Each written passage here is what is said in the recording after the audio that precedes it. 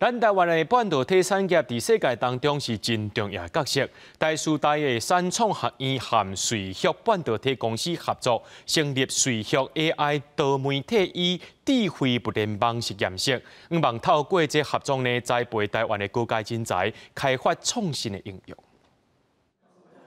导定这摆晶片，就是瑞玉半导体公司的开发板甲应用到这晶片的产品，比如讲扫图卡机器人、AI 监视器等等，拢是透过晶片计算使用者的数据，提供个人化的使用体验。为着要栽培 AI 应用的人才，台湾师范大学三创学院和瑞玉半导体公司合作，共同打造瑞玉 AI 多媒体和智慧物联网实验室。好跟你合作，用这板子哦。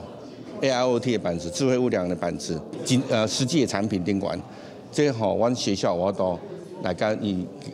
也跟来合作，然后合作以后，我都做出更多新的应用。为着要让学生会当了解产业界所需要的 AI 应用，三创学院拍算对113学年开设 AIoT 课程，嘛要推广到高中去教。瑞玉唔拿关200地开发板，互大师大，嘛希望透过合作共同开发创新的应用。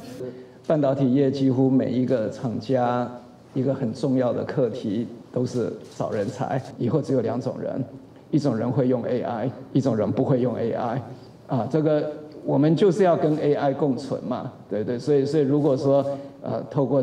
这实验室。 这个我觉得真的是一个很好的一个合作。为着要强化产业竞争力，人才的栽培是必要的。瑞玉表示，会当和教育界合作，对半导体产业来讲是真重要的管道。未来嘛，提供学生实习的机会，希望透过合作栽培高阶人才。记者卢尚如、郑俊尧台北报道。